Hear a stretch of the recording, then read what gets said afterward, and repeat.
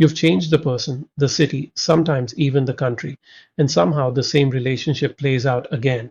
Not similar, the same. Same fights, same silences, same moment where you feel like you're not important and the feeling of rejection hits exactly the way it always does. This isn't bad luck, and it isn't your fault. But understanding why it keeps happening is the only thing that actually stops it. In this video, I'll show you number one, why your relationship patterns are not stored in your thoughts, they're stored in your nervous system, and that's why insight alone almost never breaks the cycle. Number two, what Vedic philosophy calls a samskara, what modern psychology calls an internal working model, and why they are describing the exact same groove in your consciousness and the same path out. Number three, a specific practice from Vedic tradition called pratipaksha bhavana that works at the body level, not just the mind level, and how to use it today. Let's get into it. A woman I'll call Priya spent 8.5 years in a relationship before she finally got the courage to leave. She told me, I didn't even know what was happening to me until now. She had done the reading, she understood her childhood, she could explain her patterns in clinical language, and then she met someone new, someone genuinely kind, and within 4 months she had recreated the same dynamic, not because she chose the wrong person again, because the pattern wasn't in her thinking, it was in her body, and nobody had told her that. Most people who keep repeating relationship patterns are not uninformed. They've read the books, they've maybe done therapy.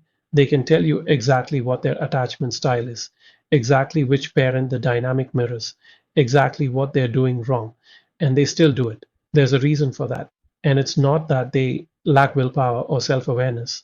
The reason is that the pattern isn't stored where they're looking for it. Attachment researchers call it an internal working model. It's the relational template your nervous system built in early childhood, a set of predictions about how relationships work, what you have to do to stay safe, what love feels and sounds and smells like. And this model isn't a set of beliefs you hold consciously.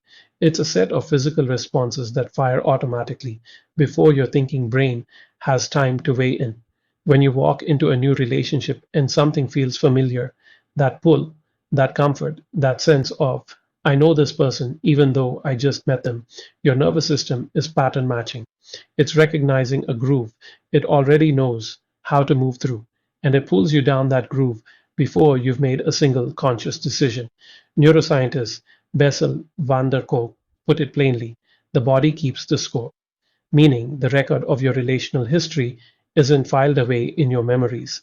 It's encoded in your muscle tension, your breathing patterns, your autonomic threat response. When a relationship starts to feel a certain way, your body is already running a program that was written decades ago.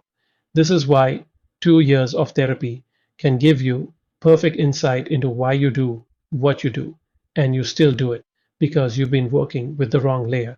You've been trying to rewrite the software by talking to the hardware. The takeaway from this section is direct.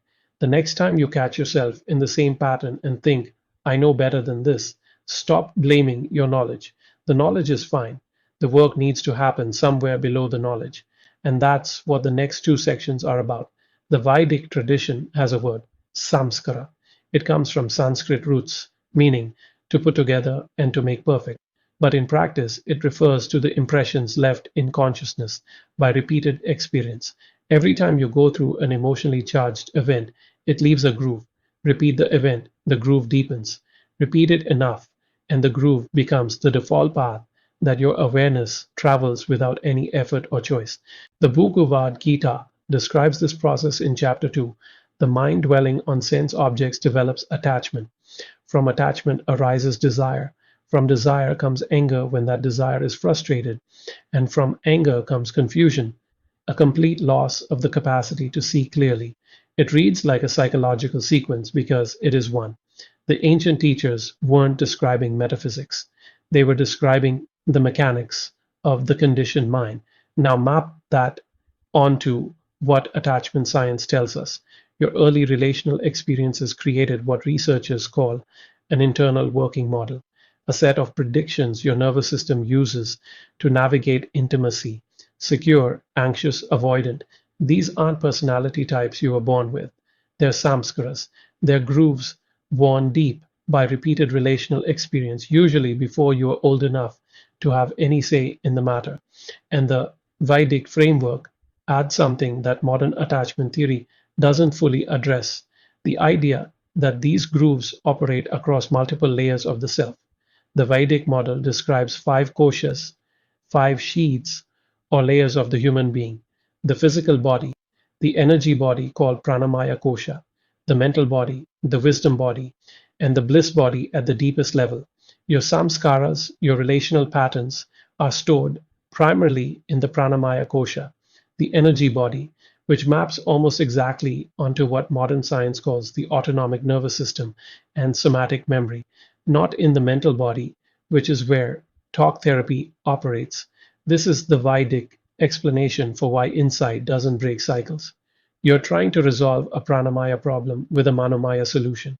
This isn't spiritual metaphor. It's a sophisticated map of why the work has to happen at the body level.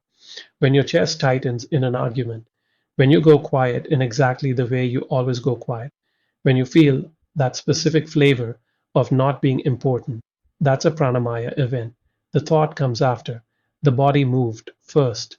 The Vedic tradition doesn't just diagnose this, it offers specific tools designed to work at that layer.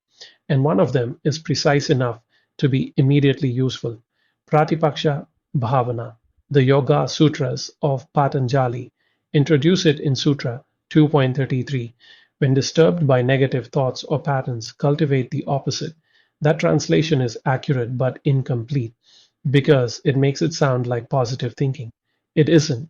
Pratipaksha means the opposite side. Bhavana means to cultivate, to bring into being, to make real through repeated feeling. The practice isn't about telling yourself a different story. It's about generating a different somatic state, a different felt experience in the body, often enough and with enough intention that it begins to carve a new groove. One of the people I've worked with described her pattern like this: I was made to feel that my pain was an inconvenience. In every relationship, she would minimize her own needs before anyone asked her to. She had done years of therapy. She understood where it came from. She could trace it back to a specific parent and a specific dynamic, and she still did it automatically every time before she even realized she'd started. We didn't work on the story. We worked on the body state.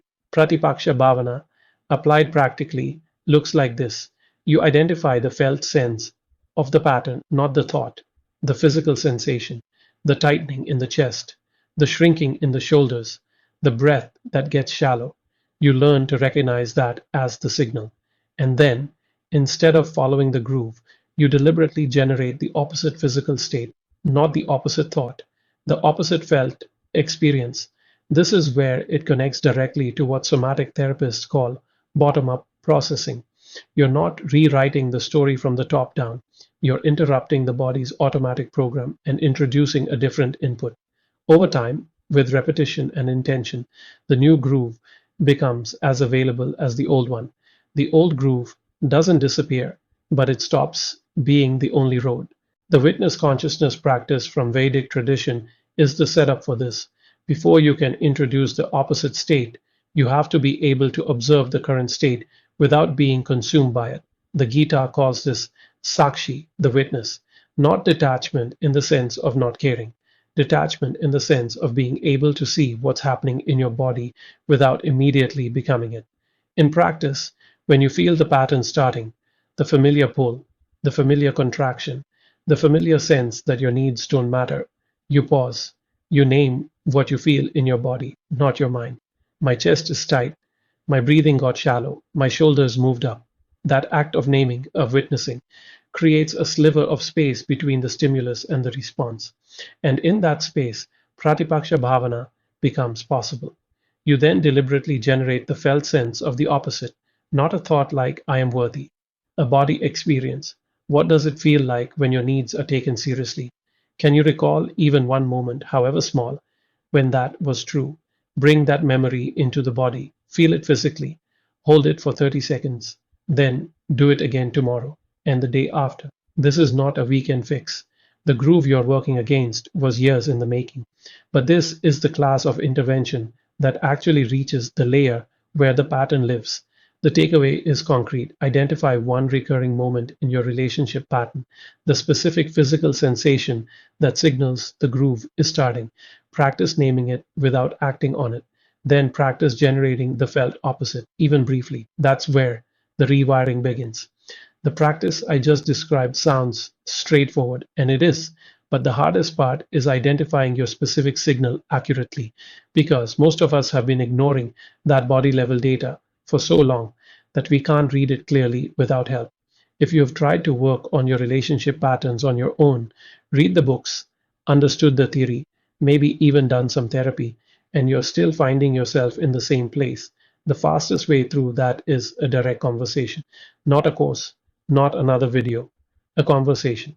I do free 30-minute consultations, no pitch, no agenda other than figuring out exactly where you're stuck and what the actual next step is for your specific situation. You'll walk away with a clear direction, whether we ever work together or not. The link to book is in the description at dailymandreset.com consultation. It takes 2 minutes to book and it's completely free. If this kind of thinking is useful to you, subscribe. This channel goes deeper into Vedic frameworks and modern psychology every week. What's the one moment in your relationship patterns where you first feel the groove starting? Is it a thought, a feeling, or something physical in your body?